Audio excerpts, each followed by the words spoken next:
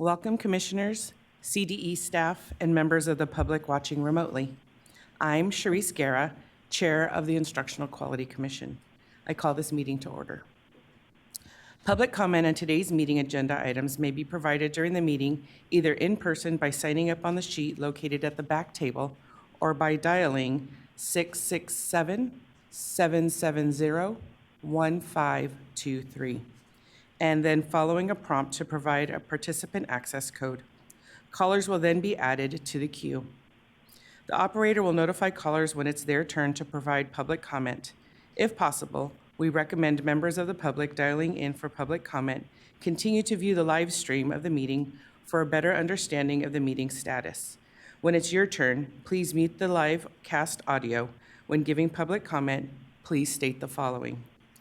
Commenters' first and last name, organization affiliation if any, and 3, your public comment. Again, the phone number is 667-770-1523.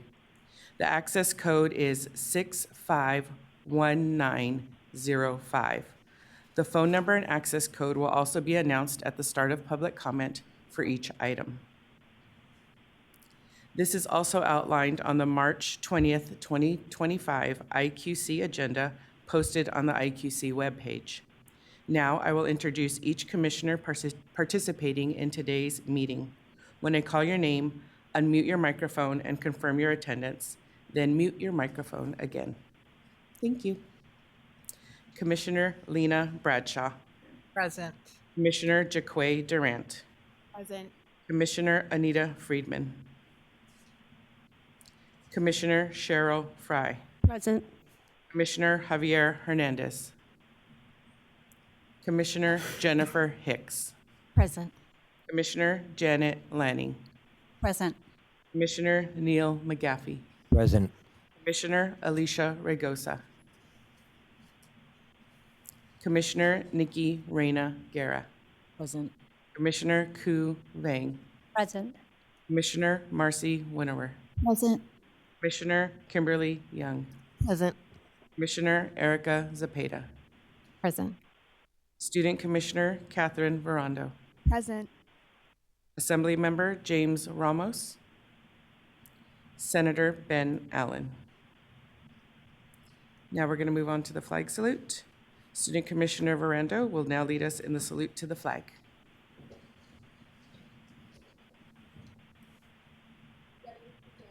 I pledge allegiance to the flag of the United States of America and to the republic for which it stands, one nation, under God, indivisible, with liberty and justice for all.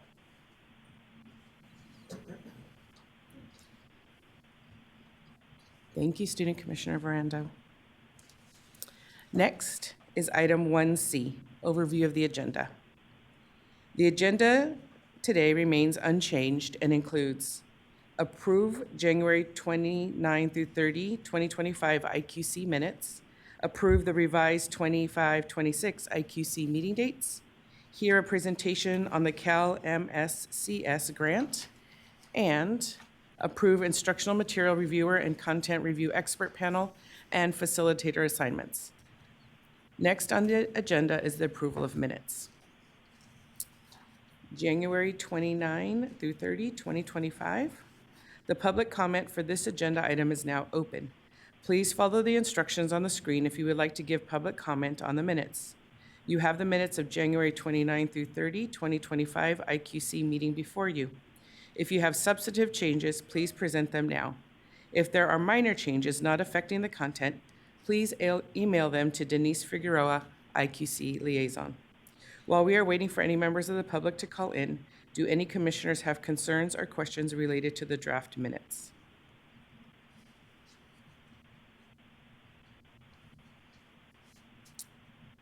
Denise, is there any public comment? There is no public comment. The public comment line for this item is now closed. Can I have a motion to approve the minutes? I'll make a motion to approve the minutes. The motion has been made by Commissioner Hicks. Is there a second to the motion? A second. The motion has been seconded by Commissioner Reyna Guerra. Is there any discussion of the motion? I now call for a vote. All in favor? All opposed? Anyone abstaining? Denise? The motion passes. Thank you. Next is item 1E, my chair report. I want to take a moment to acknowledge this pivotal time in education. While much of the conversation in the media centers around uncertainty, I believe that the work we are doing here at the IQC is grounded in certainty. I am certain that we will approach our work through an asset-based lens focusing on the strengths of our students. I'm certain that we will honor and value families and the unique contributions they bring. I am certain that we will celebrate multilingualism and its importance. I am certain that we will support students with diverse abilities. I am certain that this work matters and that the CDE staff is doing an outstanding job preparing us for the important work ahead.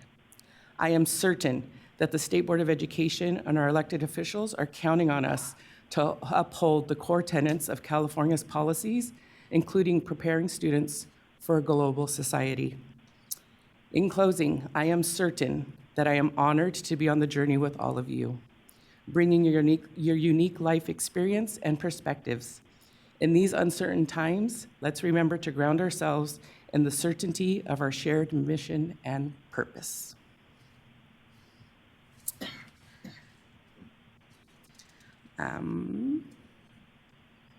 So now report from the Deputy Superintendent. Hello, Deputy Superintendent Cotton.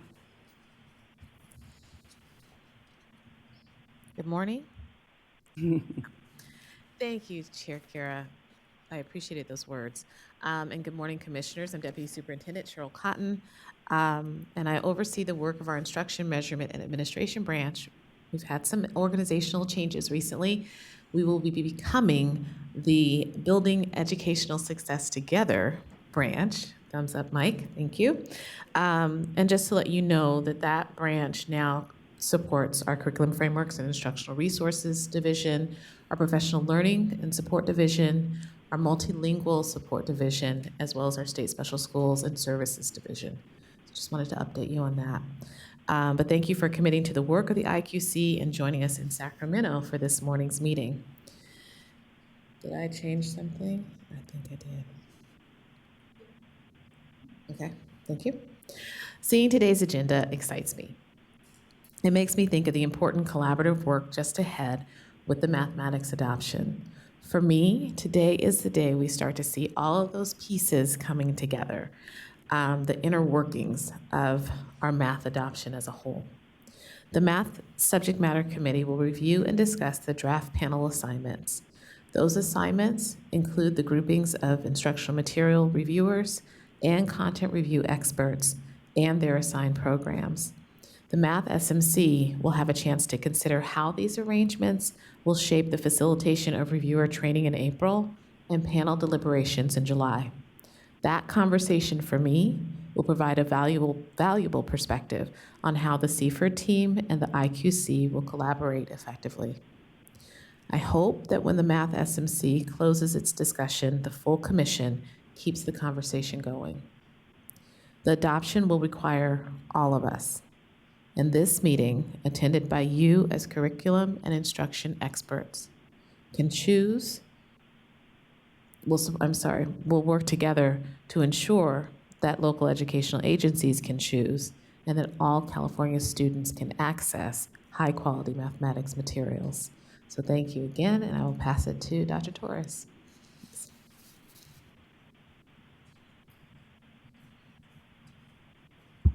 Thank you so much, Deputy Superintendent Cotton. Hello, Commissioners, State Board of Education members, CD staff, and members of the public who are present or watching this live stream. Thanks for attending this Instructional Quality Commission meeting. I'd like to take a moment for land acknowledgement. Let's all recognize the native caretakers of this place, of the Descendant people, as well as all the native caretakers of the places that we each call home.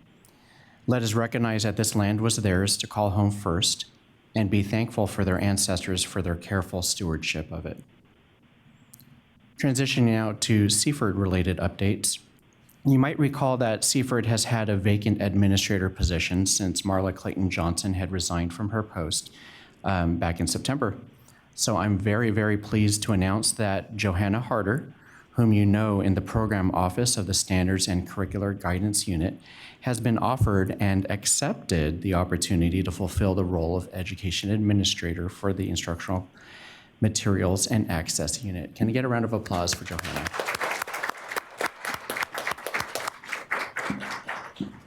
With her time here at the department and with Seaford specifically, she's played a vital role over the past year in planning for the upcoming mathematics adoption. She's served the department for over 8 years and brings with her more than 21 years of experience serving students with disabilities. You'll be hearing more from Johanna as we continue to unfold and implement the 2025 mathematics instructional materials adoption as the lead administrator. I also want to share that we're still tracking the governor's proposed budget as it relates to the work of the Instructional Quality Commission. Since we last met, the Department of Finance released the proposed Education Omnibus Trailer Bill, which confirms some of the elements that I mentioned to you at our January meeting. And specifically, there's more detail about the funding which would be used to research how other states conduct their standards, frameworks, and instructional materials adoption processes, to create a report, the findings of which may be utilized to help streamline those processes that we utilize here in California. Also in the trailer bill is more detailed language about the proposed English language arts, English language development, instructional materials follow-up adoption, and some potential guidance to be created to inform the adoption and implementation of the existing English language arts, English language development curriculum framework. This proposed work, along with other projects related to improving student literacy in the trailer bill, affirms a commitment of the administration to create positive literacy learning outcomes for students in California. I'd like to reiterate that these items are all proposed at the moment, and we eagerly await the next version of the proposed budget in the form of the May revision over the next 2 months. As for our immediate work, I'm excited to hear about your thoughts and discussion on the proposed draft review panel assignments that our team has very carefully procured for your consideration to support the mathematics adoption. In addition, our Seaford team has been diligently working on contracting with and creating an outline of the anticipated personal finance curriculum guide that your subject matter committee will be reviewing this summer. There's a lot of wonderful things going on in the world of curriculum and instruction, and I'm so glad to have you, your expertise, and your perspective to help guide that work. Thank you all so much for your service. That concludes my report. Back to you, Chair Guerra. Thank you, Dr. Torres. The next item on our agenda is a report from the State Board of Education, and Board Member Glover Woods and Board Member Lewis are joining us via Zoom. Okay, good morning, everyone. I'm Brenda Lewis, member of the State Board of Education, and I will begin the State Board Liaison Report. During the March 5th State Board of Education meeting, the board heard several items that would be of interest to the IQC, primarily related to accountability and assessment. The first action item that we heard on the agenda included an update from the CDE on the 2025 Accountability Work Plan and a request for the adoption of the science indicator cut scores for status and change, as well as a color scheme for a 5x5 grid.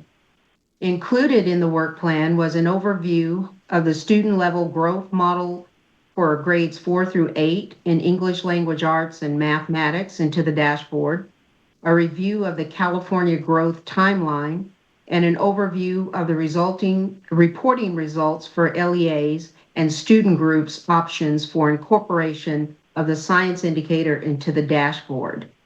To give you a little background context, the State Board adopted the 2025 Accountability Work Plan at the January 2025 board meeting.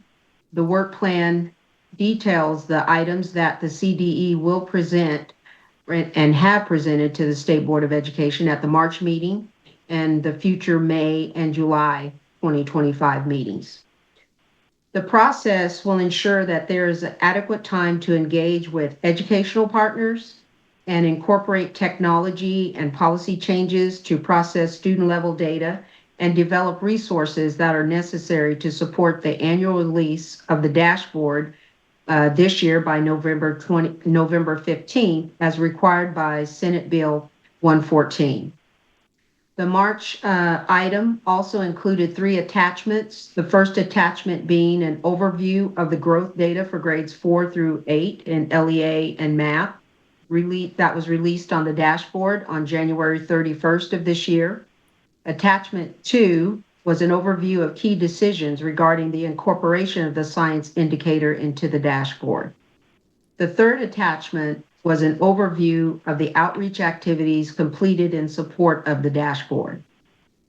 The State Board of Education adopted the CDE's recommendation for the status cut scores and change scores for the science indicator based on the science points methodology, as well as the CDE's recommendation for the 5x5 color grid with the balanced color scheme for the science indicator chosen. I will now yield to Vice President Glover Woods for the remainder of our report. Thank you, Member Lewis, and good morning, IQC commissioners.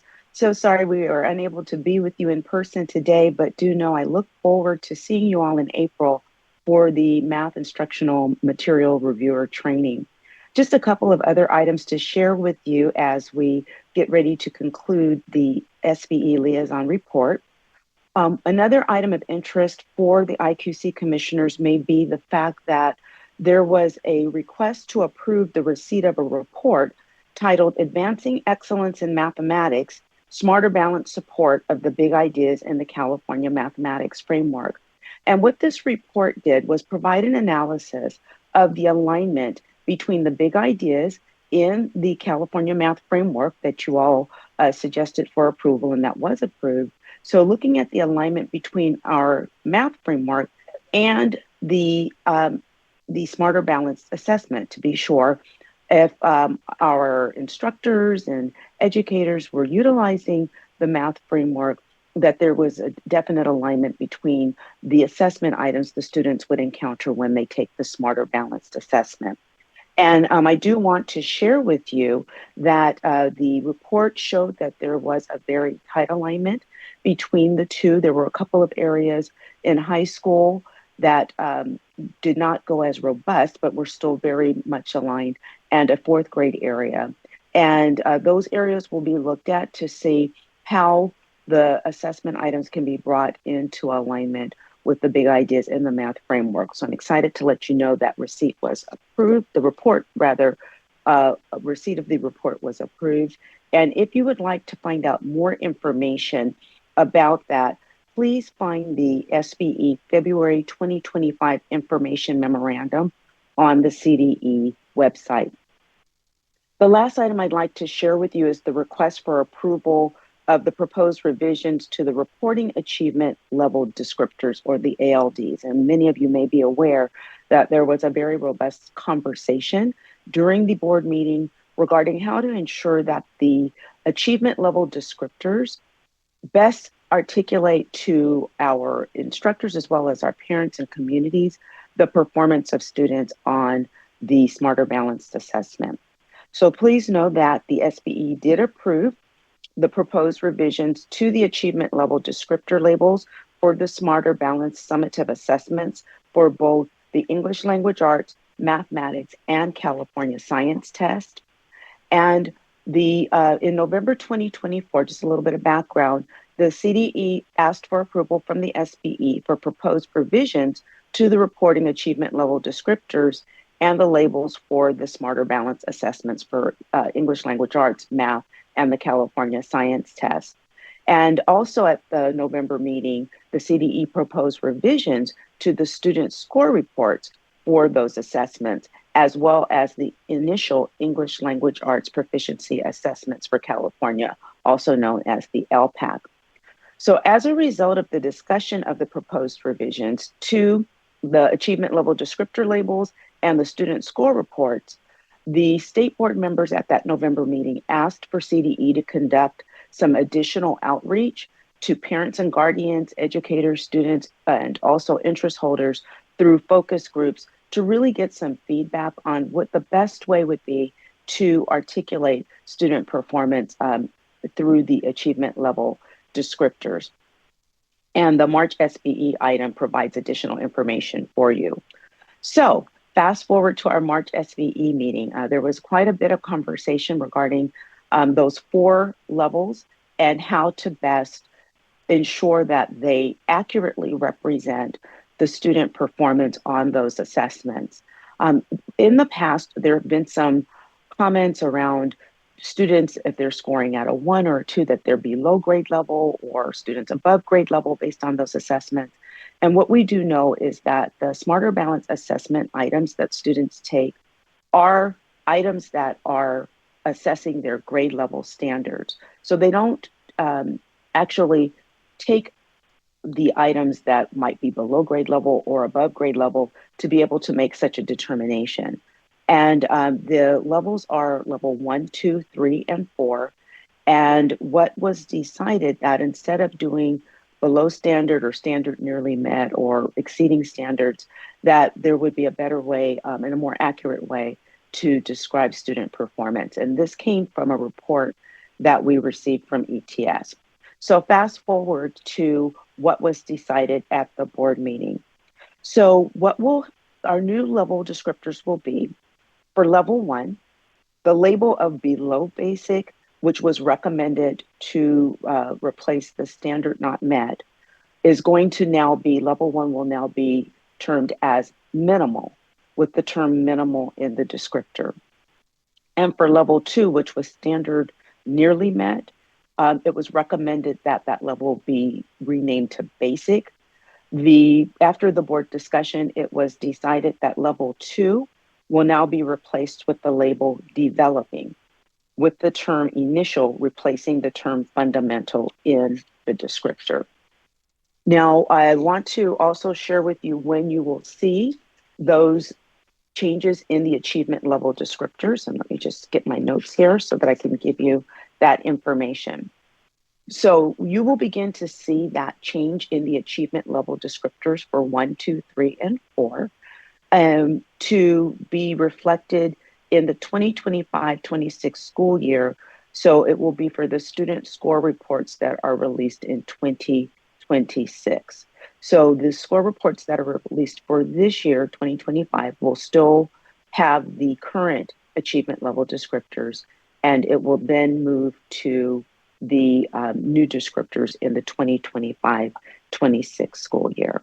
And again, if you would like more information regarding all of the levels that have been approved, or I should say all the achievement level descriptors that have been approved, please refer to the State Board of Education agenda and the minutes and notes from that agenda meeting. One last thing I'd like to share with that in closing is please note that even though there are changes to the achievement level descriptors, there are no changes to the assessment items or the cut points that are utilized for those different levels. All of that has remained the same. The only change is now how each of those levels will be described on the student score reports and other reporting moving forward. So with that being said, that concludes our State Board of Education liaison report, and I turn you back to Chair Guerra for the rest of your meeting. Thank you so much for your time. Thank you, board members Glover, Woods, and Lewis. Next is item 1.I, approve the revision of the 2025-26 IQC meeting dates. Public comment for this agenda item is now open. Please follow the instructions on the screen if you would like to speak. I will now turn the meeting over to Executive Director Torres to introduce this item. Thank you again, Chair Guerra. So we do have 3 proposed changes to the schedule of the 2025 and 2026 commission meeting dates. The first is the addition of a July 2nd, 2025 meeting. The purpose of this meeting is for the Personal Finance Subject Matter Committee to convene in order to review and discuss the first draft of the Personal Finance Curriculum Guide. Note that the State Board of Education had approved a schedule for completion and development of that personal finance guide, and it indicated that the Instructional Quality Commission would review the draft over the summer of 2025. Please note that this meeting will only be for the personal finance subject matter committee members and not for the full commission. The second update is a change for the November meeting dates to better align to the meeting date change for the State Board of Education, as well as move the meeting up so as to potentially not conflict with any various Thanksgiving week school schedules. The last update is a proposed move for the January 2026 dates. So those of you who have been on the commission the longest might recall that we used to hold our orientation and first meeting of the year on the third week of January. Based on your feedback, we learned that you are competing for flights and lodging for the large number of attendees who participate in an annual event here in Sacramento. So this year we had moved that event, that January orientation meeting, to the last week of January to make things a bit easier for everybody, and it seemed to have worked. I do have news, though, that the competing event that I referenced has now moved their event to the last week of January next year. So thank you, Denise, for looking forward to the calendar and checking that out. So in order to minimize that disruption and to correct things now, we're proposing to move the January meeting back to the third week. So I'm very happy to answer any questions that you might have about these proposed meeting date changes. Back to you, Chair Guerra. Thank you, Executive Director Torres. Are there any questions or comments about the revised 25-26 IQC meeting dates? Can I have a motion to approve the 25-26 IQC meeting dates as presented? I move to approve the 25-26 revised meeting dates. The motion has been made by Commissioner Winnower. Is there a second to the motion? I second.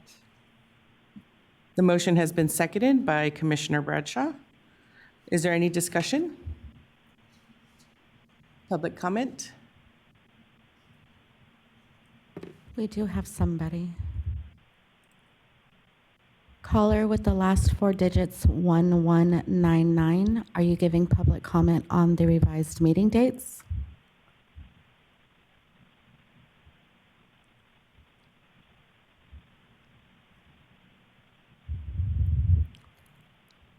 I will assume no. There's no further public comment. The public comment line for this item is now closed. I now call for a vote. All in favor? All opposed? Anyone abstaining? The motion passes. Thank you, Denise. Next is item 1J, Cal MSCS grant presentation. Public comment for this agenda item is now open. Please follow the instructions on the screen if you would like to speak.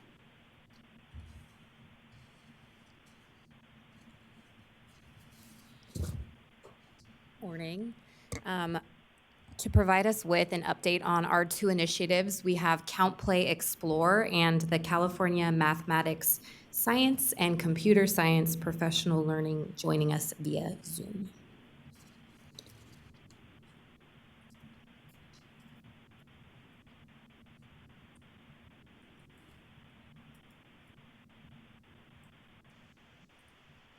Thank you so much for inviting us to present. My name is Dr. Matilda Soria, and I'm Senior Director of the Early Care and Education Department of the Office of the Fresno County Superintendent of Schools. And our office leads the Count Play Explore initiative, which is formerly known as the California Statewide Early Math Initiative. Funded by California Department of Education, Count Play Explore is a statewide multi-agency initiative that promotes math and science outcomes for children birth to third grade. And I'm joined by my colleague, Naomi Reilly, who serves as the program coordinator of Count Play Explore. Our core partners include the Ames Center on Math and Science Education, WestEd, and the California Early Math Project. We can go to the next slide. On the screen, it shows a historical view of our initiative over the years. Essentially, in 2016, the National Governors Association invited states to focus on elevating the importance of early math. States were encouraged to build networks and champions to support early math. And California brought together a multi-agency team to identify critical needs, consider partnerships that could be leveraged, and identify strategies for improving resources and outcomes for children, families, and educators. Based on extensive interviews with higher education, county office of education, teacher credentialing program, researchers, educators, and families, a strategic plan was developed and ultimately funded by the state legislature in 2018. The Office of the Fresno County Superintendent of Schools, or FCSS, was selected to lead this initiative through a competitive grant process. And since then, the legislature has awarded FCSS with 2 subsequent investments in 2021 and in 2023 to continue and expand the scope of this highly successful and impactful work. Go to the next slide. Based on this expanded scope, we recently updated our vision and mission to encompass this new scope, which you can see on the screen. And our vision is that children from birth to 3rd grade will develop strong math and science skills, which provide a foundation for academic success and career access. And that every child from birth to 3rd grade of any background, race, culture, ethnicity, language, gender, ability, or socioeconomic status, and every family, caregiver, and educator experiences math and science with confidence, joy, and belonging. And I won't read our mission, but you could see it. You could see it there. And go to the next slide. CalPlay Explore promotes essentially 4 outcomes. The first is to support early math outcomes for children, for California's children birth to 3rd grade, in addition to science and computer science. Raise educators and families' awareness of the importance of early math and science, including computer science, to build positive math and science identities for adults who care for and teach young children. And last but not least, to increase confidence and capacity of educators and families to support children's early math and science. And now I'll pass it over to Naomi Reilly, who will share about CalPlay Explore's core principles and critical features. Thank you, Matilda. So our core principles include grounding our work in 4 fundamental early math and science learning principles, which includes math and science are everywhere. They're for everyone. They are fun and playful, and math and science mindsets matter. Additionally, we lead with equity for children, families, and educators. We operate in all places children and families live, play, and learn across the full birth through 3rd grade continuum.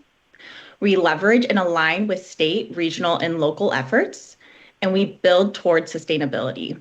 So we really try to use these core principles in each of our core or our critical features, which includes our professional development efforts to build capacity of ECE professionals, our early math resources for families and educators, and our family engagement efforts. So to start, I want to talk a little bit about our professional development efforts, which right now we have 3 different elements that we focus on. To start, we have our professional learning events. These are offered 3 times a year and are always free. Right now, they are all virtual through the Zoom events platform. And really exciting about these that we're reaching over 3,000 individuals at each event. And we're getting people not just from California, but from around the world. So it's been really great to engage with early care professionals everywhere. Also at these events, we give away free children's literature books. Later, we'll talk about some of our resources that we create. And one of them includes a resource that really supports educators and families in engaging with math and science while reading. So we want to support that during these events and be able to give away some free resources to engage with right after the events. These events invite many different speakers to focus on different topics like early science, technology, engineering, arts, and mathematics.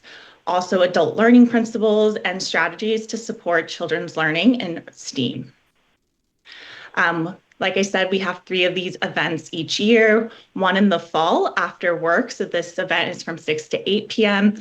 Our other event is in the spring, again, after work, 6 to 8. And our next event actually is an all-day symposium in the summer. And it's going to be on June 27th. And registration should be up in the next few weeks, which we're really excited. This usually engages over 3,000 participants, and we're going to be focusing on STEAM in the outdoors for this next event.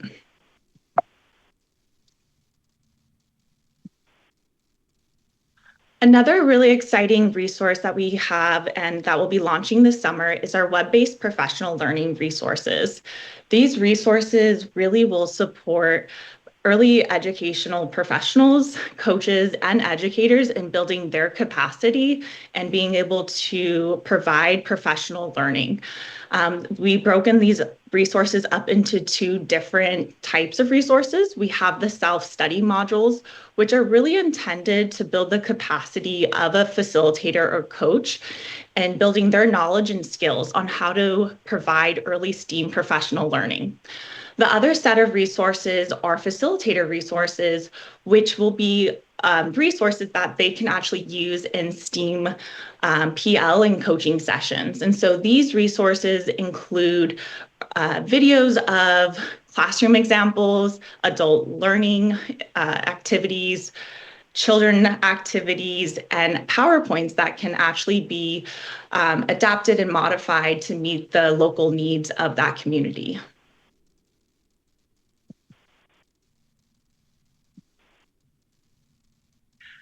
Our last efforts in professional learning is our professional learning and coaching model, which follows many research-based principles of adult learning and professional development. We want to ensure our model incorporates ongoing and collaborative professional learning and coaching. So throughout our cohort, we engage the facilitators in community of practices and ongoing coaching sessions. Additionally, as we have talked about, we really want to engage our facilitators in active, playful math experiences. As you can see in our photos, we really get them engaged in really playing with math and seeing how math is playful so they can bring this back to the educators that they are serving. And then our last feature for this is incorporating research-based coaching strategies. And so we're showing them these strategies so then they can incorporate that with the educators that they're working with. We have so far done 2 cycles of this model with the same 30 agencies. So this map shows where the 30 agencies were throughout the state. We engage county offices of ed, school districts, and nonprofit organizations. As Matilda mentioned, we serve birth to 3rd grade. So we really wanted to engage the mixed delivery system throughout our state and ensure that we were meeting not only the K to 3rd grade educators, but really meeting the infant and toddler and preschool educators as well, and all the unique programs throughout the state. From this model, we were able to engage 92 facilitators, and then those 92 facilitators were able to engage over 1,400 educators throughout the state, who were then able to engage 17,000 children throughout the state. And that was just the first cycle of this work. And so that first cycle happened from 2019 to 2020. And then we just finished our second cycle with this first cohort back in December of 2024, where we are just getting results from our West Ed team, who is our independent evaluator. And these are just some of our first initial results showing how this is impacting the facilitators that are engaging in this work. And so the first little table on the left I wanted to show is changes in the facilitator's negative feelings toward math. And so this is showing that their negative feelings toward math by going through the CPE professional learning model is decreasing. And then the other one on the right is showing that the facilitator's confidence in providing early math training and coaching is increasing. And so these are just two of the data points that we have collected in this cohort, but in our past cohort, we have also collected some great data points showing very similar results, that their negative feelings toward math are decreasing and their confidence to provide early math training and coaching increasing. And overall impact is really, really impressive to see. We just launched our next cohort, which will be happening from April 2025 to December of 2027. Similarly to our last cohort, we will be providing and working directly with agency facilitators. Some of our agencies will be similar and the same agencies as our last cohort, while we also are incorporating and inviting new agencies. This list will be public in the next few days, which is really exciting. We will engage them for a longer period this time with hopes of really focusing on sustainability and really incorporating this work into their existing systems. This graphic on the screen really shows our model of us working with the agency facilitators, them bringing this back to the educators that in their local communities, and then the educators being able to support children's early math. This is just another key component of our work with the local agencies.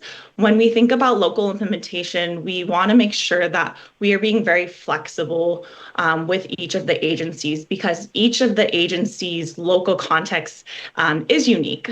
As we all know, California has a lot of diversity. So when we set up our cohorts and our deliverables, we also want to make sure that our resources and everything that we're offering to our agencies allows them to be flexible and adapt to their local needs. We want to also ensure that they're addressing the birth to eight continuum, and then that they're also recruiting a team of facilitators at their local level that can meet the strengths and needs of their local community. Now I want to talk a little bit about our resources. So we have created some great resources for families and educators to use in the classrooms and other settings. We have a Count, Play, Explore web-based application that really focuses on engaging families in a couple of our different resources, like our family-centered videos, which are just quick videos. And we have time, we would like to show you one that just center around fun activities that families can do every day. The Discovering the Math book guides, as I mentioned earlier, really focus on what math explorations can happen while reading. And then the activities are a follow-up activity after reading and after exploring math and science during reading. It's a little activity that uses really low to no cost materials that can be used either as a family engagement event or in the classroom as a station. Some of our other resources are the Count, Play, Explore issues, which have been used as newsletters or as different ways to engage families as flyers and so on. Our other resource is the Early Math Research Briefs, which really provide in-depth information for educators about the research behind different math topics. Here's a quick little video.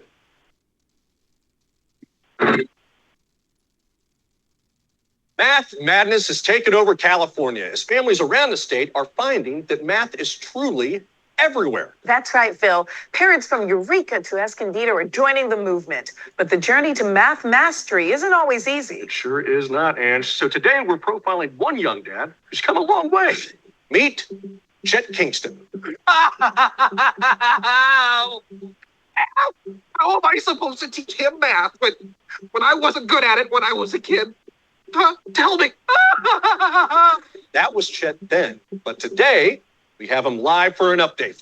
Hey, Phil. Hey, Angie. Chet, we understand you had a breakthrough and began to open your eyes to the world of math around you. What happened? Well, Angie, I literally opened my eyes to the world of math around me. I mean, it's at home, in the car, on the playground, at the beach. Wow, what an You can count breakfast cereal at breakfast. You can fill buckets of sand at the sandbox. You can point out shapes on the street. It's everywhere. I mean, there's no It's at end the to grocery math store. opportunity. It's in the garden. It's at Grandma's. At Uncle Ned's. I mean, come on. Okay. Chet became a true inspiration, and now he's coaching other parents. I am. So, Chet, what's the most satisfying part of your job? It's watching parents turn their little ones into little mathletes. What's a mathlete? It means you've conquered your fear of fractions, your addition anxiety, your subtraction stress. I am a mathlete. Chet's message to parents: don't pass on your fear of math to your child. Are you guys mathletes? Huh? I'm a mathlete. Come on, you. I'm a mathlete. So that's just one of our videos that we have on our site. Right now we have 37 and we'll have an additional 13 this summer that focus on science, which is really exciting. These videos are actually being seen by millions of families across the state, which has just been a really great way to get families aware of little math moments in their everyday activities and routines. Oh, sorry. So that is a great way for me to talk a little bit about our family engagement efforts, which we really know is essential for our young children's cognitive, emotional, and social development. We know family engagement is just critical for the birth to age 8 age range, and we want to support families' active involvement and foster those positive attitudes towards math and science. So Count, Play, Explore believes there's a lot of natural ways to get families involved, and we do that through exploring a lot of our different resources, but also really incorporating a lot of family engagement events and ways for them to just be part of that learning.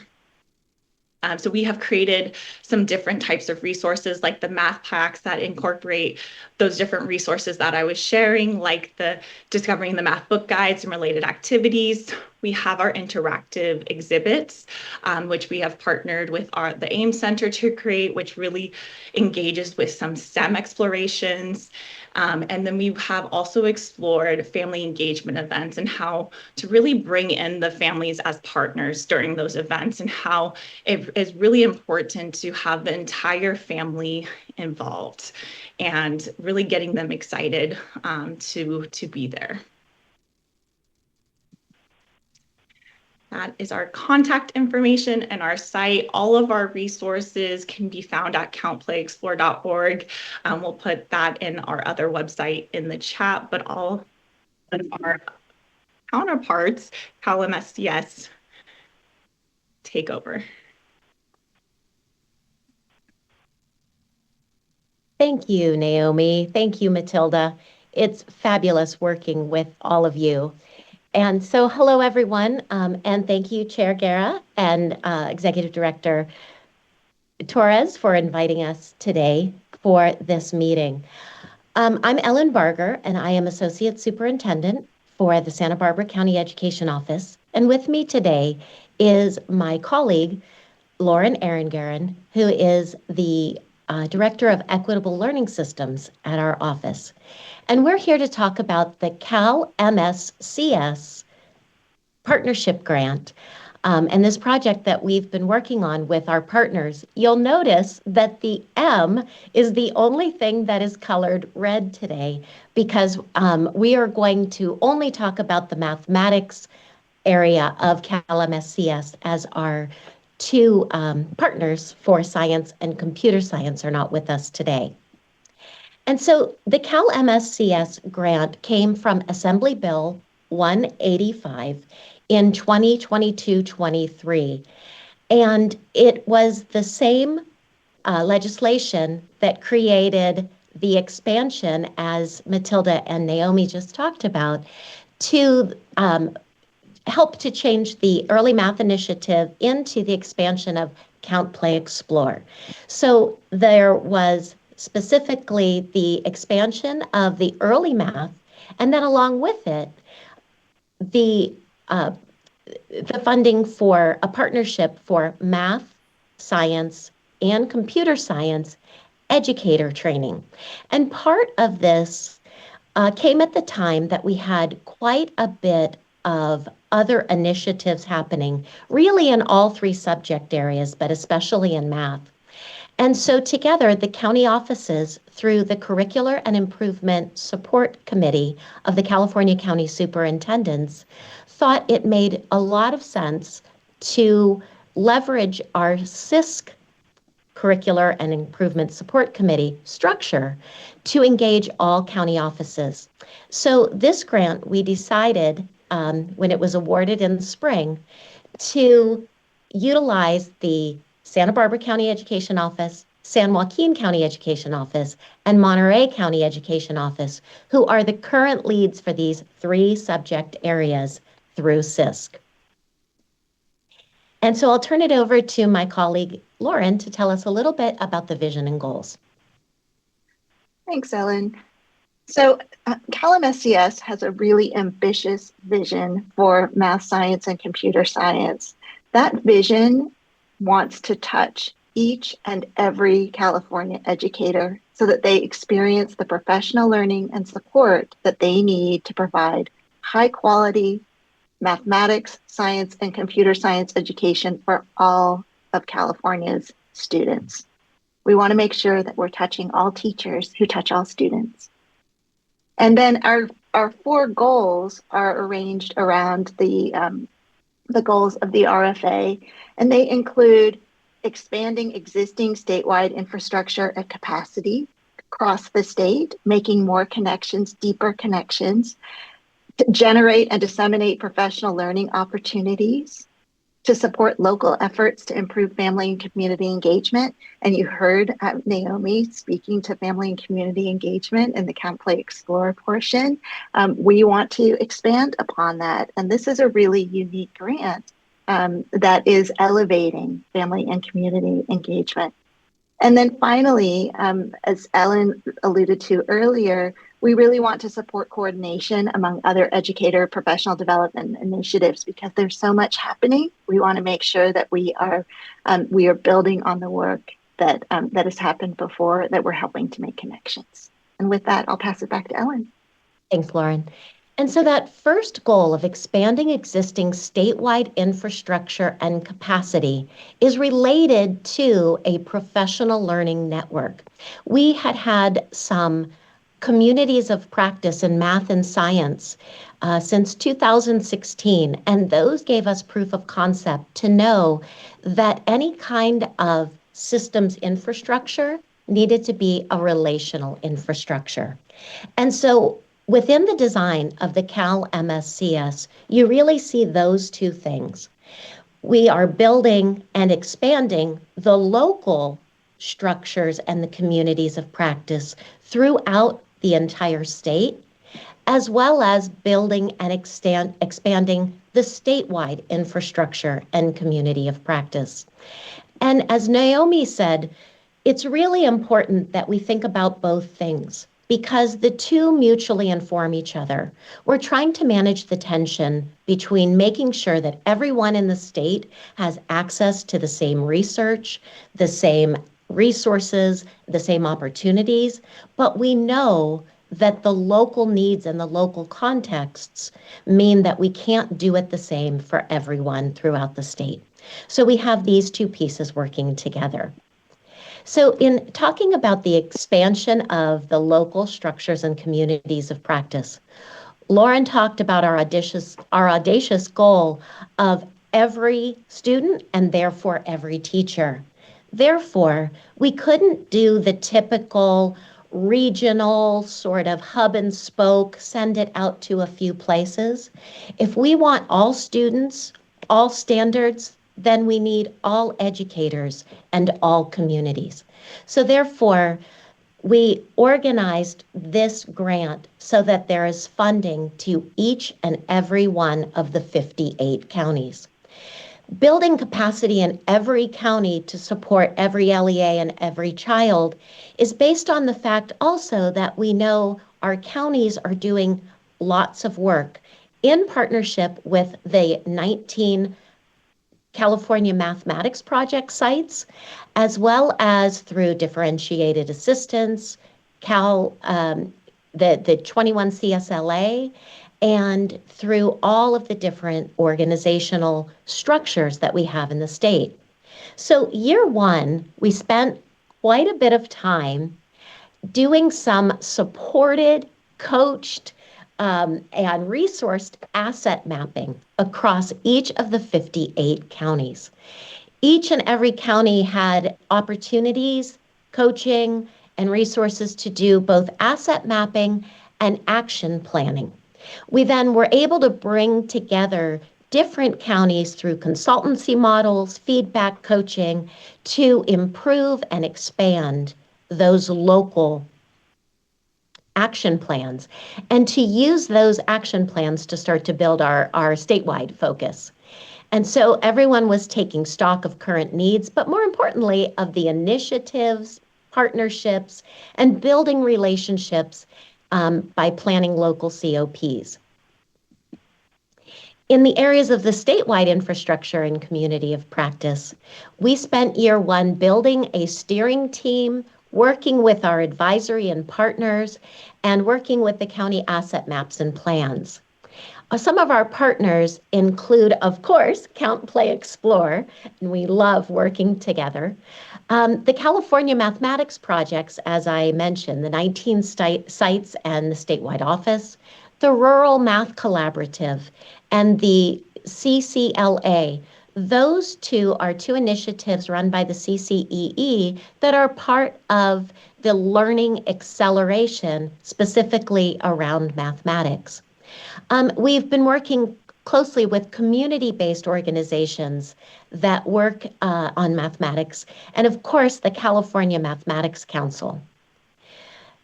Also, I mentioned our advisory, and a big focus of this grant is to create coherence of all the ad hoc and state initiatives and philanthropic initiatives.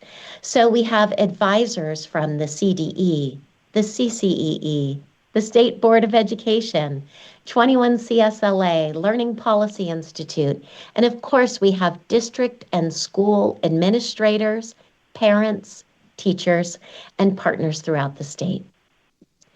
And so our first year, we had our second year, we had two statewide community of practice convenings, and we have another coming up in the fall. And to do that, we have carefully constructed a mathematics steering team. Each of the CalMSCS subject areas have steering teams of experts in those areas that have a wide variety and a wide array of backgrounds, not only for us in mathematics, but also in a lot of the other things that matter, such as inclusion and working with multilingual learners, working with parents and families. As you can see from the folks that you see on the screen, we have county office folks, district. We have people from all of our different partners, and they're from all different places around the state. And these amazing folks have been working alongside each of the local communities of practice, as well as building our statewide communities of practice. And all of our work, we're so fortunate to be talking to the Instructional Quality Commission because of the amazing work and the amazing gift that you've given us in the 2023 California Mathematics Framework. And I think that our two state board members may have stepped off as well, but their work in bringing this math framework to fruition, because all of our work is grounded in the California Mathematics Framework. And our entry point for that work really falls into chapters 1 and 2. And I didn't have to go through all the chapters for this audience because I know you know the mathematics framework inside out. But throughout chapters 1 and 2, we are focusing on the 3 dimensions of systemic change and the 5 components of equitable and engaging teaching. And this work has given us the foundation for our statewide convenings. But I want to be clear that all of the work that's happening at the statewide convenings is then making its way back to the local communities of practice. So I'm going to turn it over to Lauren to talk about those statewide communities of practice and the content for the work that we're doing. Great. Thank you so much, Ellen. As Ellen said, we are so grateful for the math framework, and we began our work as we were designing these statewide community of practice convenings centered around the 3 dimensions of systemic change that support mathematics instruction. When we're thinking about the goals of CalMSCS, it is about systemic growth. It's about development of infrastructure. And so it was a perfect guide for the work that we did as a math steering team to begin with an assets-based approach, with active engagement through investigation and connection, and with cultural and personal relevance. They're the foundation for the work of the statewide community of practice. Thanks, Ellen. So we want to just share some of the highlights of our first convening, which was in October of 2024. We centered these sessions, as I said, around the 3 dimensions. And in addition to that, we wanted to elevate the needs of the students who are least well served by our current system. If we are going to make changes in the system, we want to make sure that we are changing in ways that support the students who are least well served. And to that end, we had 2 wonderful keynote speakers who helped us to learn as we were building our collegial relationships and our capacity. And those 2 speakers, the first was Dr. Kendall Brown, whom you know as Executive Director of the California Mathematics Project. And he helped us all to learn collectively about how to increase our capabilities in providing culturally relevant experiences in our classroom. Dr. Kendall Brown is such an advocate for students of color, and we wanted to make sure that we were centering the needs of students of color during our very first convening. Our second keynote speaker was Dr. Rachel Lambert, and she gave us an entry point into and a glimpse into her new book called Rethinking Disability and Mathematics. And she is just a wonderful advocate for inclusion and for supporting the needs of students with disabilities in the mathematics classroom. So those were the 2 groups of students who really took our focus during the first statewide convening. As you can see in the slide, there is a link to the program from the convening. And in addition to these 2 keynotes, we also engaged in breakout sessions centered around each one of those 3 dimensions of systemic change that I mentioned earlier. Also, as Ellen said, these convenings were not just about learning, they were about relationships and they were about taking action. And in order to do that, we provided time for our local teams to connect with each other, to process the learning that they were engaging in, to deepen their relationships, and then to work on their action plans. As Ellen said, what's happening at the convenings is finding its way into the local teams across the state. And part of the reason that that's happening is because we've intentionally structured these communities of practice so that there is time and resources for those local teams to implement their action plans. Our second convening happened in January, and it also was focused on the 3 dimensions, but at the same time, we introduced the 5 components of equitable and engaging teaching. We started with systemic change in October, and then we moved into what does the guidance for the framework really look like in the classroom? And that's the guidance that we received from the 5 components. During this second convening, we had elevated other needs as well. So during the second convening, we had a marvelous keynote by Dr. Julianne Foxworthy-Gonzalez that was centered on the needs of multilingual learners. And so we wanted to attend to those needs, again, because it's a group of students who are least well served at this point by our current educational system in mathematics. And then our second keynote at the January convening came from Jim Hollis, who is the executive director of the Calculus Roundtable.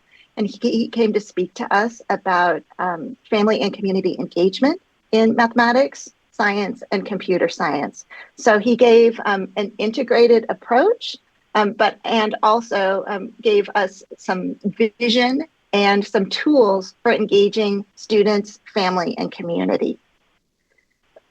We do have a recap video from that convening, and we'd love to show it to you. Ellen, can you go ahead and start it? We in California are so lucky because our state is constantly investing in the most important things for transforming education. A lot of our work in this community of practice, statewide and locally, is grounded in the California Mathematics Framework that was adopted by the State Board of Education in 2023. This mathematics community of practice came about because of a commitment on the part of our whole state to improve mathematics education for each and every student in California. What really excites me about this community of practice is having this opportunity for people from one end of the state to the other, from rural and urban, suburban, to come together so that all students in California are receiving the kind of instruction that will really help them thrive in math, and that teachers from all over the state are getting the support they need. There is a huge need in the state of California to really build coherence in terms of what it means to know and learn mathematics. And I think that the community of practice really is an opportunity for everyone to align to a common vision of what it means to be successful in mathematics. I really believe that this work can impact students and families by supporting local systems with creating structures that continuously integrate the experience of the family and the student so that we as those in the education system can better design learning experiences that re-invite families and re-invite students to engage in the mathematics. Transformation starts with believing in your students' mathematical brilliance and who they are and seeing them through a strengths-based and assets-based lens. A lot of kids are missing the point of math.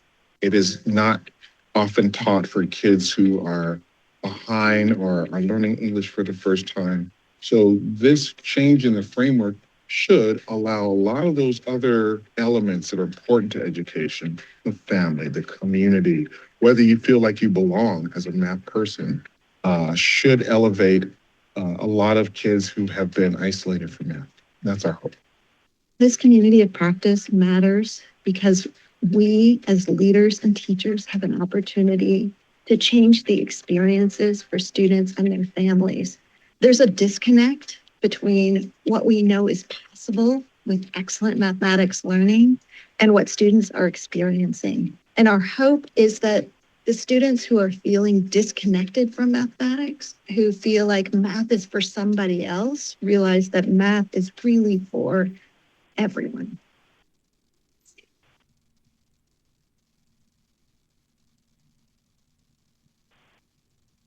So I hope you had an opportunity to see the way that relationships and learning were being developed at that statewide level. We want to let you know, though, that these two convenings are just part of the work that we are doing, and that building community happens all year long. We are developing resources to support county offices. One of those is Trending Tuesdays, and that happens regularly. It alternates every other week between math, science, and computer science, and then family and community engagement. And there are for the math Trending Tuesdays that we've offered this year. These are short sessions, but they're short and powerful. We began with the 3 dimensions of systemic change again, so that there would be coherence in the work that we're doing at the statewide level, and then other work that we're doing to support local teams. We provided opportunities for teachers and leaders to engage in open tasks, which aligns really well with the 5 components of equitable and engaging teaching. With some shifts in data science, which again is a whole chapter in the Glorious framework, with about funds of knowledge, really bringing in students, families, and their communities into mathematics, and then the element of teaching towards such social justice, which is another one of those 5 components of equitable and engaging teaching. We will continue to have Trending Tuesdays. Our next one is April 22nd for math, and you can see there on the screen, there's a way to register. And please come and join us during Trending Tuesdays. They're a lot of fun in an hour from 4 to 5 p.m. Wonderful. So once again, I just wanted to put up our 4 outcomes: the expanding of the existing statewide infrastructure and capacity, so both the statewide and the local. In doing so, that is how we are trying to generate and disseminate professional learning opportunities, by also building the knowledge and the skills and the coherence of all of the professional developers. We are supporting the local efforts to improve family and community engagement. And in doing all of this work with our partners, we are able to leverage and disperse and expand and engage in all of the resources and all of the great work that is happening in the other professional learning initiatives. And so this is our contact information, but together, Naomi and Matilda and Lauren and I, we get to work with each other quite a bit. So we also just wanted to share a few of what we call the synergies and the complements of our work with one another. So I'll turn it back to Matilda to walk us through our synergies. And feel free, Ellen and Naomi and Lauren, to add in content. So essentially, one of the things that, as Naomi mentioned and when she presented, and Ellen and Lauren, sustainability is at the forefront. How could we create resources, tools, professional learning and coaching that lives beyond the grant? That's paramount, sustainability. Yeah. The second is shared governance. We invite Ellen and Lauren and the other members of the leadership team for Cal MSCS to join to be a thought partner in our work, and vice versa. When Ellen shared the individuals that were a part of the steering committee, a member of our team is a part of the steering committee and the governance. That's essential to ensure alignment and in some cases, integration of the work. The third is human-centered design, really thinking about those that work with children, families, and thinking about what would work best for them within their context. That's paramount. Inviting individuals that, again, work with children, parents, to be a part of not only the service, but be a part and help to co-design the professional learning, the coaching, the resources, etc. Family and community engagement is essential. especially for across the board from birth to 12th grade and beyond, but especially for our youngest learners, our infants and toddlers, our pre-K, TK, et cetera. Parents are paramount. And so family and community engagement is woven throughout all of the different resources, professional learning, coaching, et cetera, that we provide. And finally, learning in community and relationship is key. Ellen, Lauren, Naomi, anything more that you'd like to share or expand upon?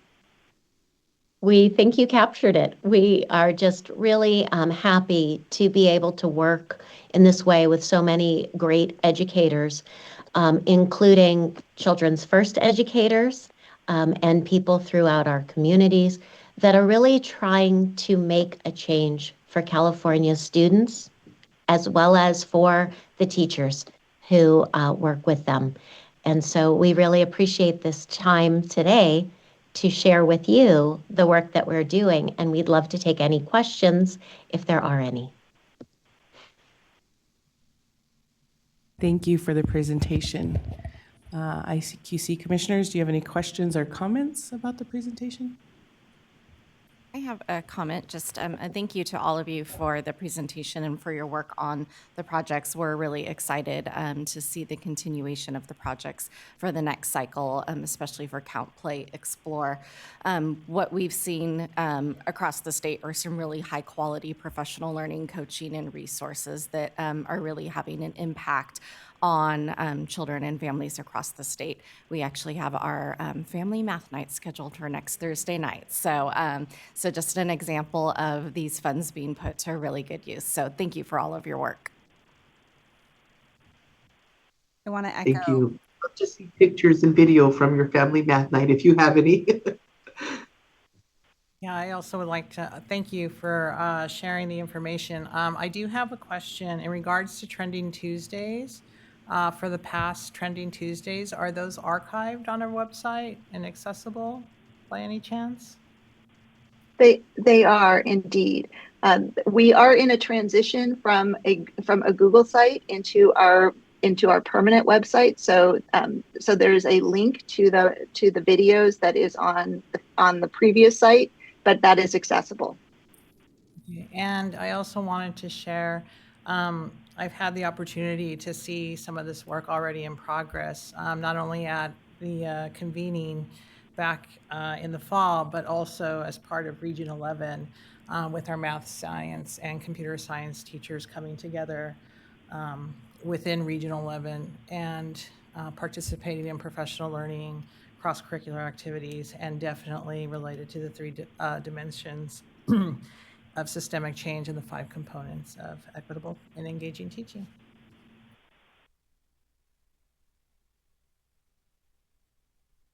Yeah, I'll go. I wanted to echo what Commissioner Hicks was saying and show my appreciation for the structure that engages members of every level within each system. I deeply appreciated the 58 counties being involved, or districts, and I'm appreciating the work towards building capacity and scaling, moving towards sustainability. I think we're positioning educators to be competent and confident, and I'm excited to see the shifts in math identity and how that relates to increased student achievement and increasing student outcomes. I just wanted to echo, thank you so much for the incredible presentation and for all the work that you do for our students. For me, from a student perspective, I've had the opportunity to visit hundreds of students across many schools in my area, and students have consistently shared with me that math is their most challenging subject. So it's really great that we have a CPE that's teaching math at a very young age and building these important foundations, because a lot of the students I've been speaking with at the middle school level have had a lot of struggles with grasping a lot of these concepts. Also, I think that the 3 dimensions of systemic change, active engagement, relevance, and asset-based, is something that can really resonate with a lot of students. And within my conversations with many of these students, they've also shared with me that they want more hands-on learning. They want teachers who can adapt to different learning styles and keep things engaging. So thank you for all of your work that you've been doing across our state.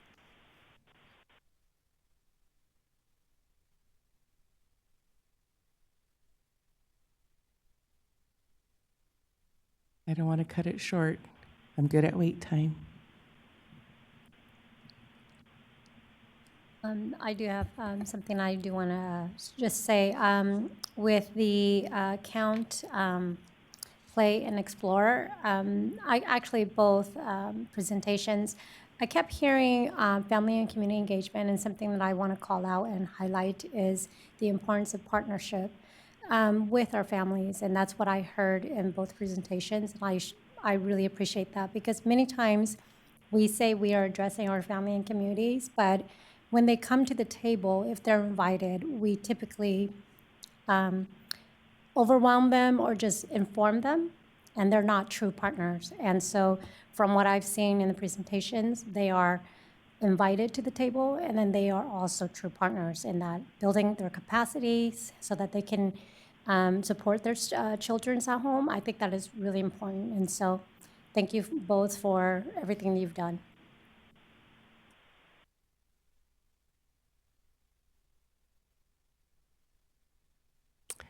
Thank you, commissioners. And thank you again for the presentation. We will have access to the PowerPoints with contact information. Denise is shaking her head yes. So please feel free to reach out if you have any additional requests from both of our partners. We're going to take a 10-minute break. Oh, sorry. Thank you, Dr. Torres. Denise, is there any public comment? There's no public comment. Now, the public comment line for this item is now closed. Next is a 10-minute break.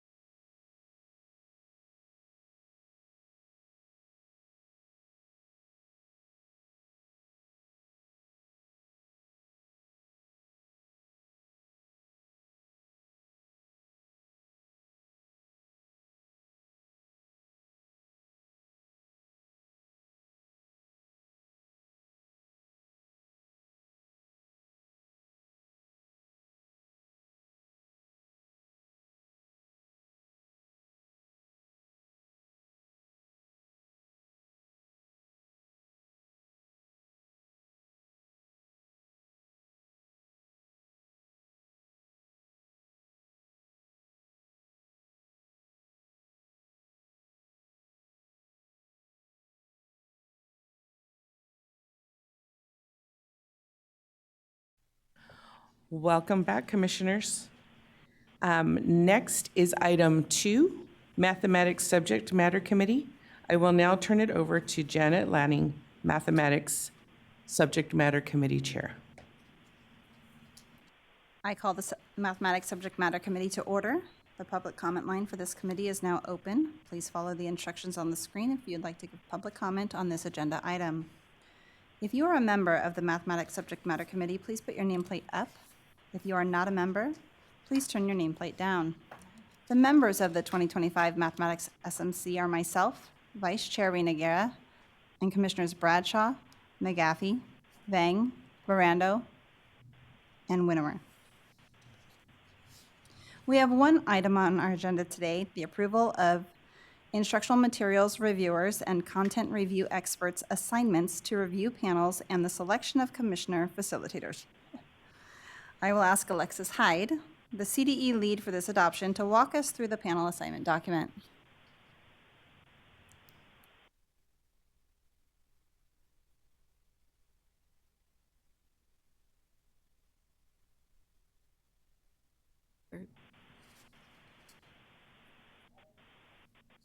Hello? Oh, great. Okay. Hello. As stated by SMC Chair Lanning, today you will review panel assignments for the 2025 Mathematics Instructional Materials Adoption and assign panel facilitators. Please refer to the document that we previously sent you that includes the recommended panel assignments with facilitators. Please remember that Denise also gave you an updated version this morning. It's also in your red folder. I would like to call a lot of things are happening all at once, and so there is an oversight. So you will see on panel 23, number 18, Alicia Wiggins. She should be removed. She is actually on panel 9. So panel 23, number 18, Alicia Wiggins, is actually on panel 9. She's already written on there, so if you just cross her off on 23, you're good. All right, Section 9519 of the California Code of Regulations, Title V, stipulates that each panel should consist of between 5 and 15 instructional material reviewers and at least one content review expert.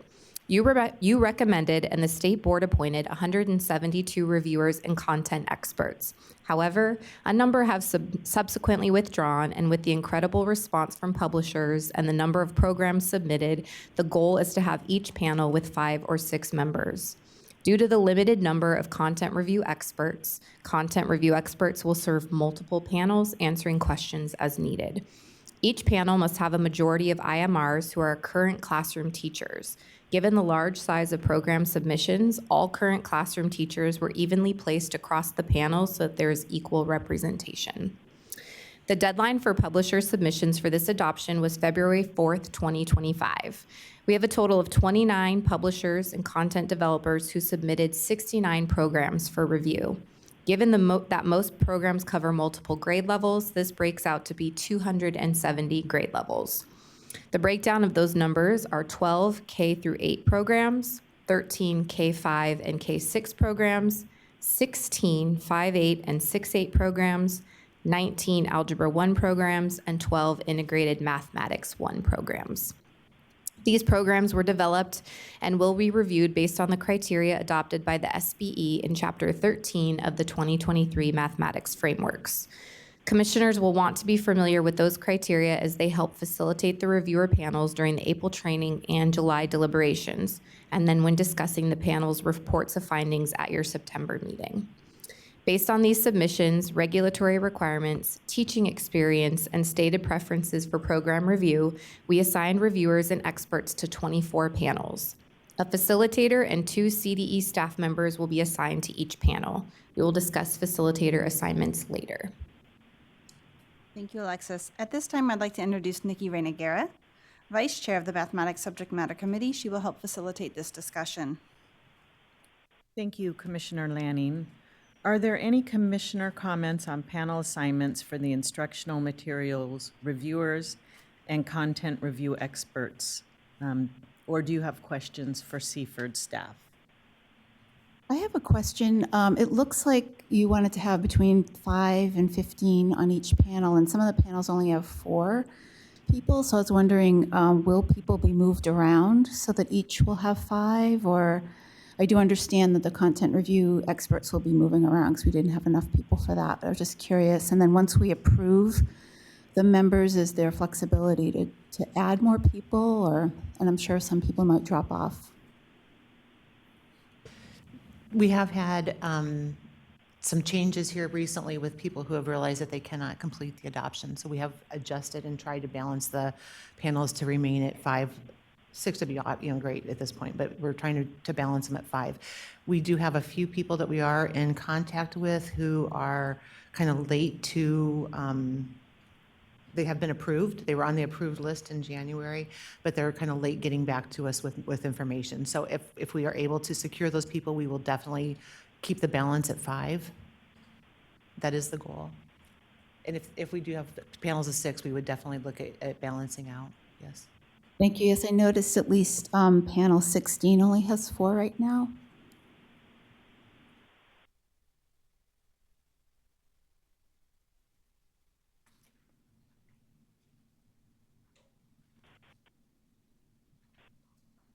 I would also add panel 23 also has only 4 members.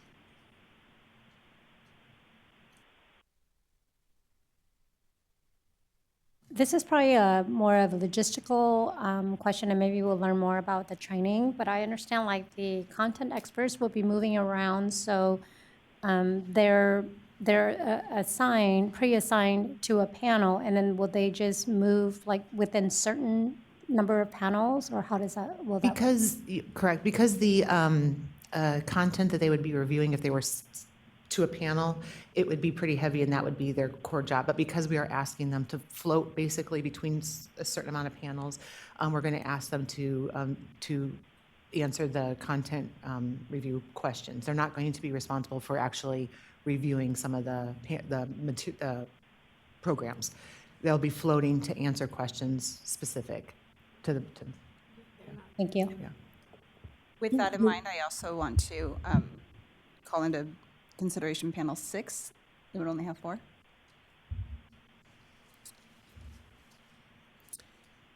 There was a second question that Commissioner Winnower asked that I don't think was answered. And the question was, once we approve the current configuration, will you still be able to move and adapt? Yes, that is part of our motion today, is that there would be flexibility to work with Chair Lanning and Ray Guerra regarding the panel construction if we need to. Yeah. Thank you.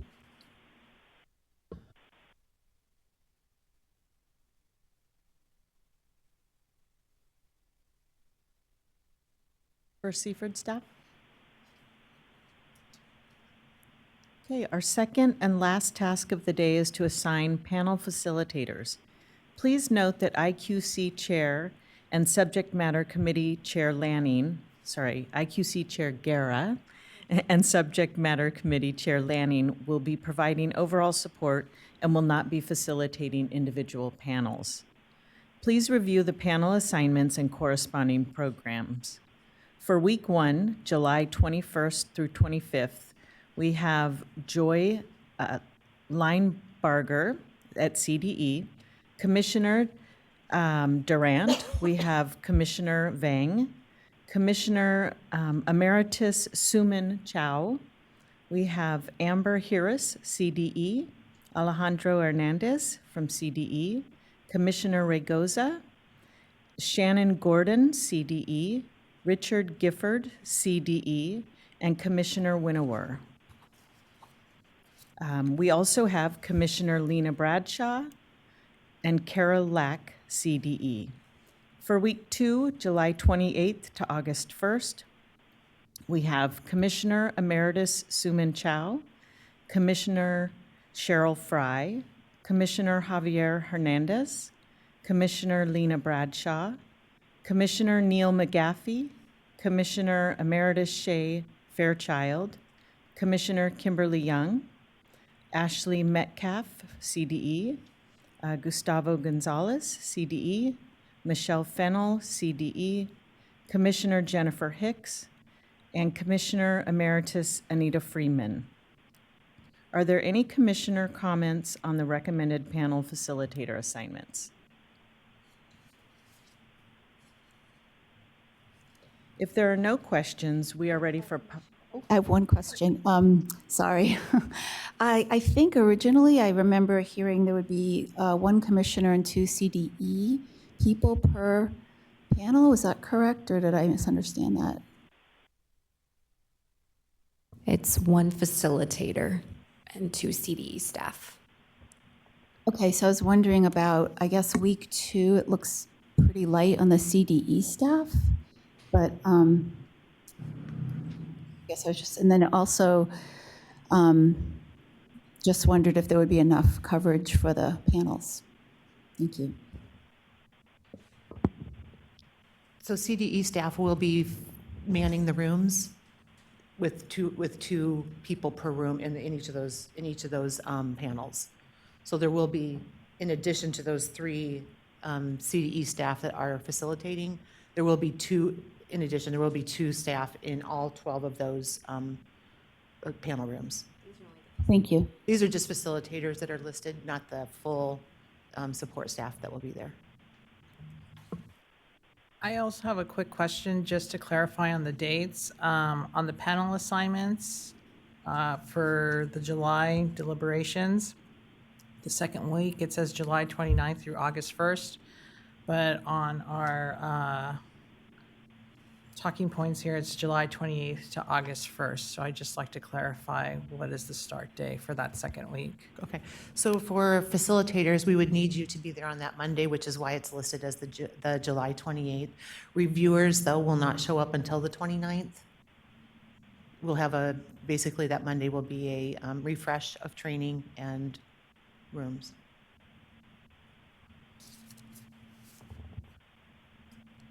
I do have one more question regarding both the reviewers and panelists. I remember looking at all of the applications, and I wanted to just ask a question about your process in terms of sorting people around their additional areas of expertise, specifically people who have English learner expertise and or special ed expertise. Because I know that is some of the content components that are going to need to be reviewed. So just wondering what your process was. Absolutely. You're looking at the 3 that did this one morning here at the CDE. So Alexis did take that big spreadsheet that we had of all the reviewers, and she set up easy sorts and searches for us. So what we were able to do was all current teachers, based on their grade level and area of expertise, we did place them in the, sorry, my screen just went, which has all my talking points.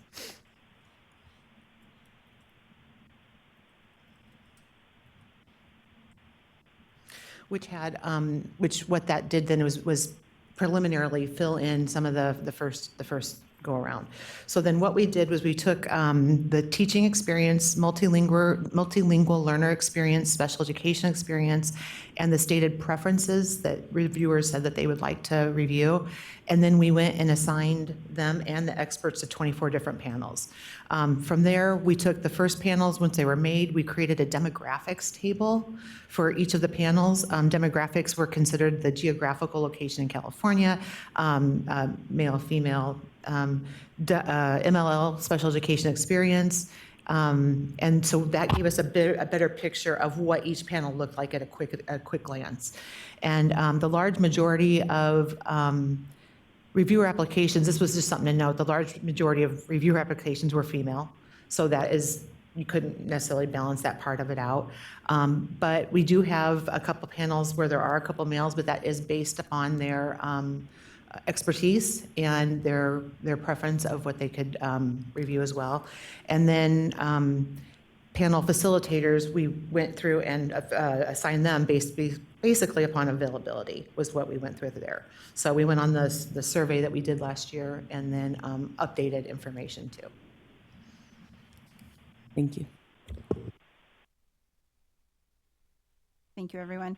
Thank you, SMC Chair Reina Guerra. Before we consider our motion, I want to provide an opportunity for members of the public to provide comment. Are there any comments on the panel selections from the audience? We do have public comment.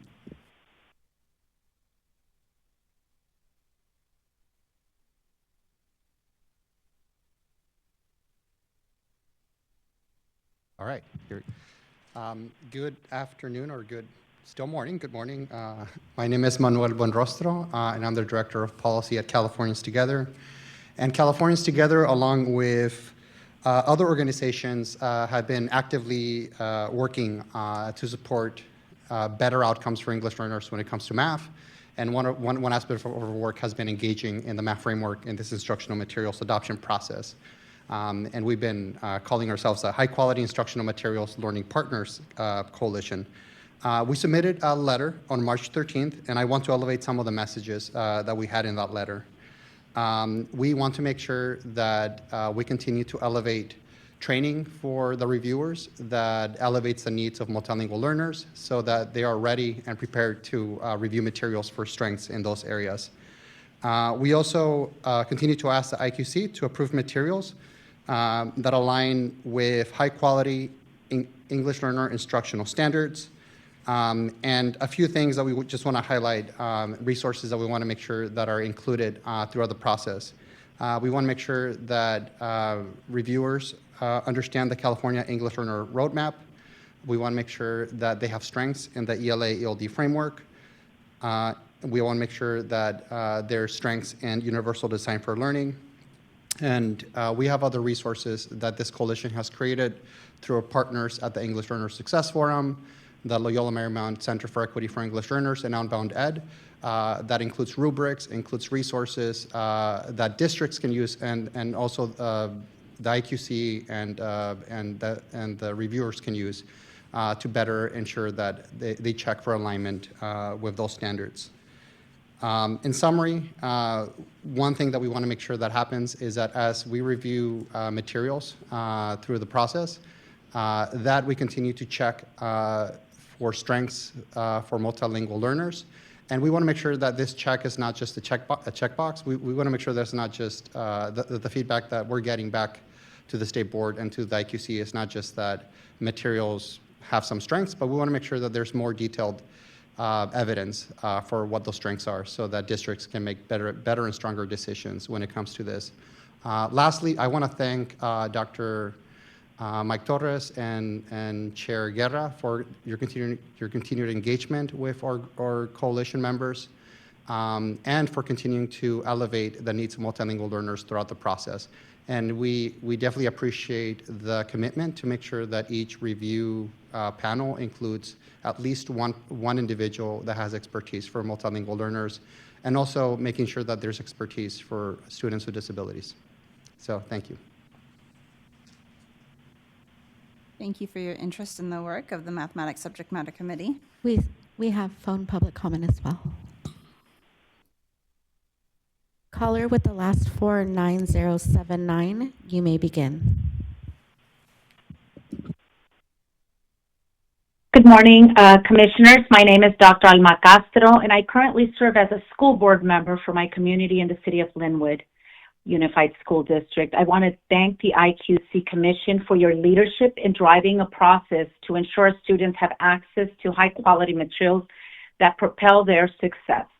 It is essential for any math curriculum we choose to support all students in developing the skills needed to excel in mathematics, particularly our English learners who face unique challenges in learning both a new language and the content. Prioritizing English learners in the math adoption process supports the over 2,000 English language learners we serve specifically in my community, in my district. As a school board member myself and the mother of a student who shares her frustration with learning math, I recognize the challenges we face with closing achievement gaps. Student academic outcomes remain a concern and a top priority for school board members and local district leaders. The recent SBAC CAS scores of 23, 24, and achievement gaps are alarming and a call to action for us. In my district, our LCAP committee recently met to review student data. We met together with families, educators, and our leaders and learned that only 10% English learners in California are meeting or exceeding standards in math. More alarming, in Linwood, only 7% English learners are meeting or exceeding standards of our over 2,000 students.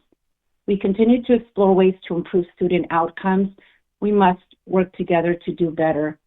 I believe the reviewer training is an important opportunity for reviewers to be equipped with the tools, the resources, and or rubrics that will help them assess materials if they truly serve our English language learners.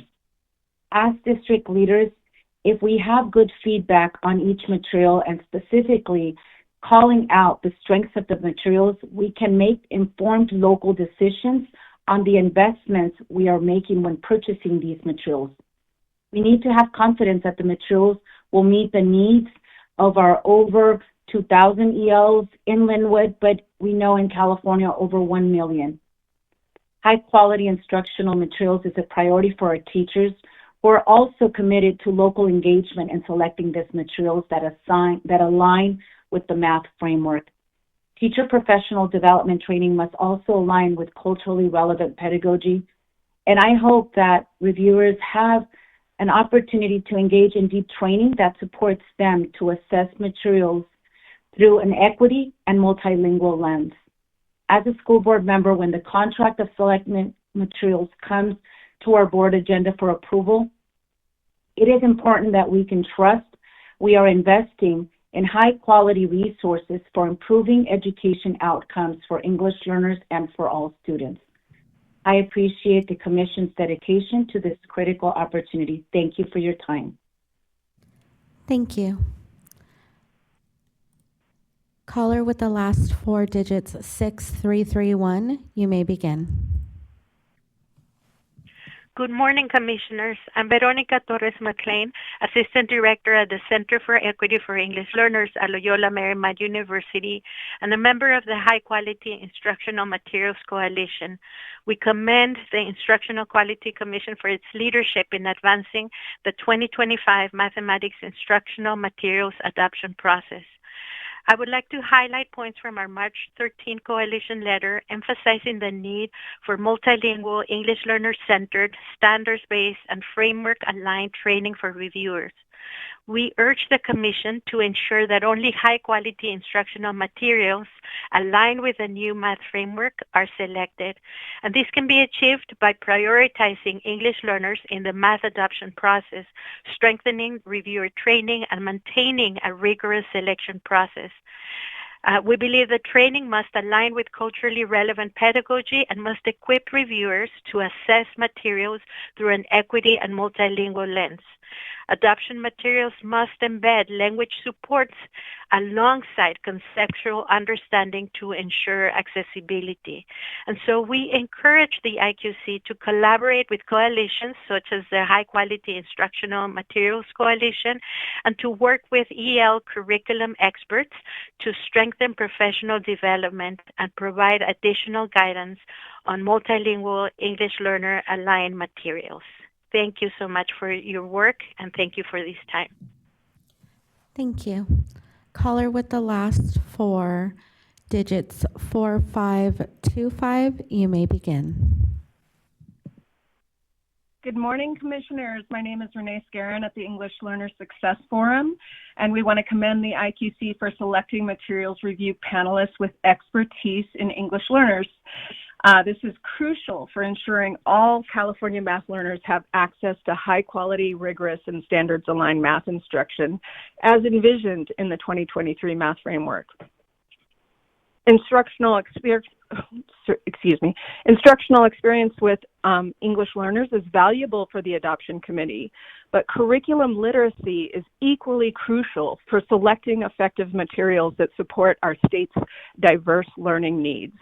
The upcoming reviewer convening in April provides a key opportunity for curriculum literacy training that includes an explicit focus on identifying and assessing English learner supports within math materials submitted for state endorsement. Examples and non-examples of what effective supports look like can provide key insights into best practices and what to look for in terms of effectiveness for English learner learning. ELSF has research-backed resources to support the committee in integrating a focus session on best practices for evaluating materials with EL considerations. These resources are freely available on the ELSF website, as are the resources from the High Quality Instructional Materials Learning Coalition.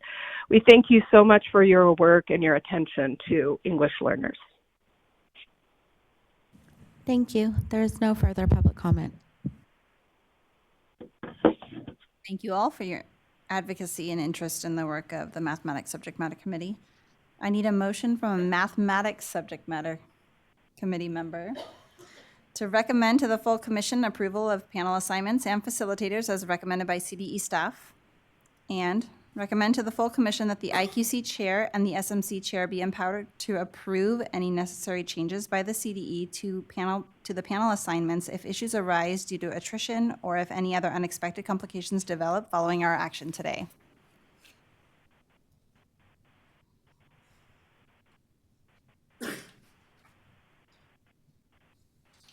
A motion.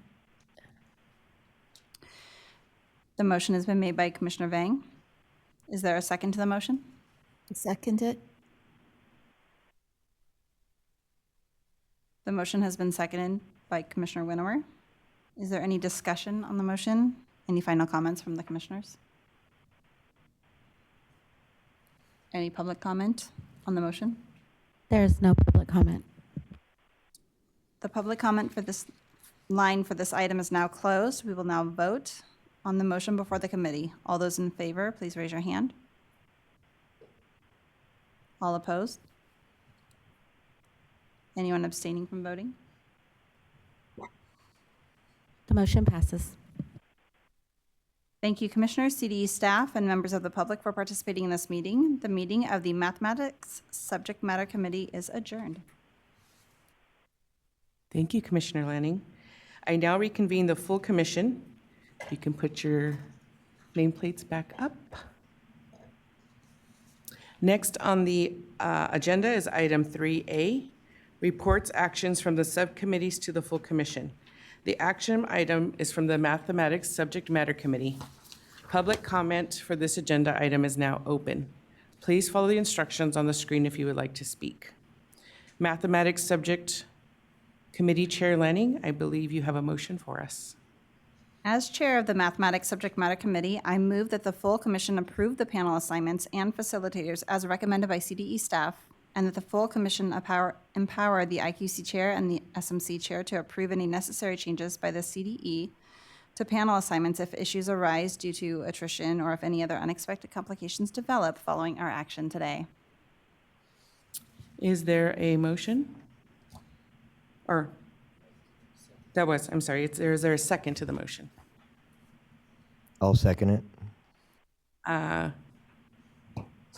Commissioner McGaffey has seconded the motion. Is there any discussion? I have a question, and it's probably a question for staff.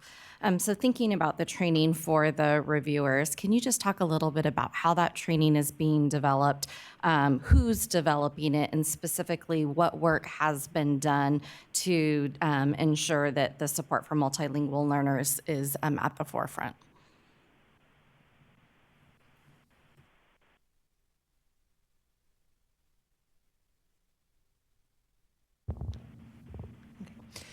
The slide decks that we're going to be using for our training and the pieces that we're using for the development of that come from we're following the same protocols from previous adoptions. However, we're updating the information that we're using for there. So we have, on the Monday of that week, we would have the facilitators talk to them about certain pieces. We're going to be setting up the auditorium. Then on Tuesday, when the reviewers attend, we will be doing, I'm trying to think of we're covering each of the days. Sure. On Tuesday, we're going to do an introduction to Bagley Keene, all of the protocols that need to happen. And then we also have introduction to the evaluation and standards criteria that the reviewers will use to look at the programs.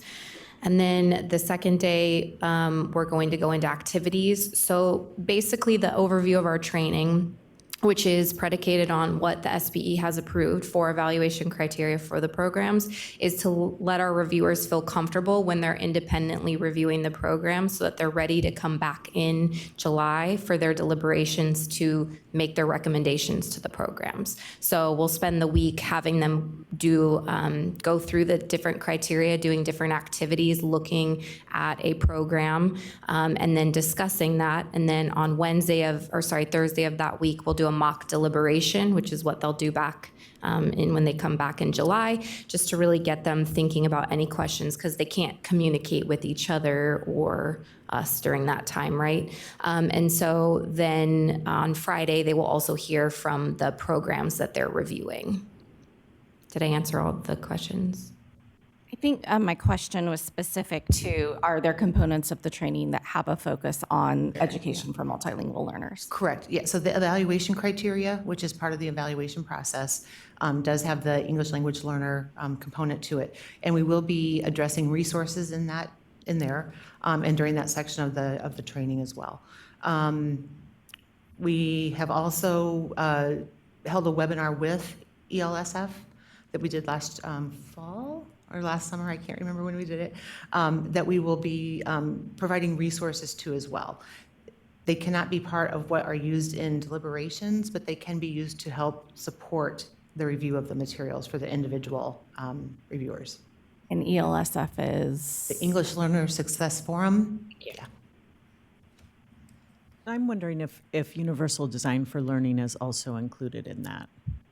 In the training? In the training. Yes, yes. We will be posting resources that are outside of that we're using. Trainers have a Google Classroom that they're already part of where we're communicating with them. So that is part of Criterion 4 that we are mentioning. I have a general question.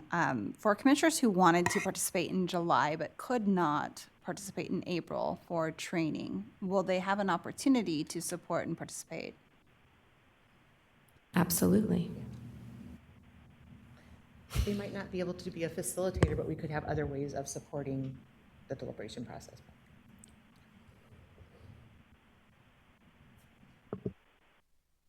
Also, will the facilitators have access to the training materials that the reviewers are getting, like their Google Classroom that you mentioned, for example? Yes, we'll be having a separate Google Classroom specifically for facilitators. Thank you.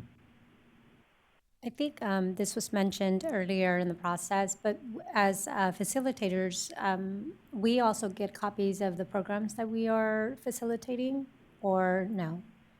No. Can. Yes. Thank you. Another quick question. Would the math subject matter committee members also have access to the training materials even if they're not a facilitator? Or could that be a possibility? I don't see why that couldn't be a possibility to be included in the Google Classroom with the materials.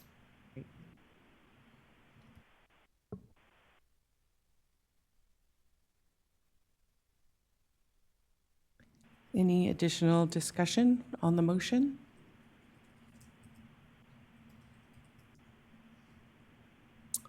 Okay, is there any public comment on the motion?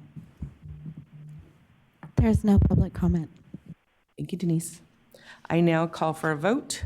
All in favor? I'm sorry, actually one person. That's okay. Caller with the last, and they just hung up, they changed their mind. I now call for a vote. All in favor? All opposed? Any abstentions? The motion passes. The public comment for this line is now closed.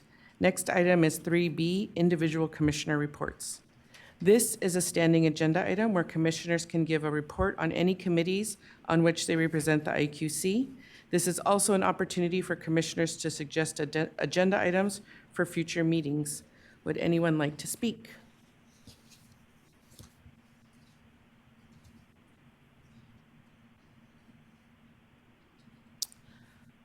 Okay, item C, adjournment. Thank you, everyone. That concludes our agenda for the day. I now adjourn the meeting. Kunk, kunk.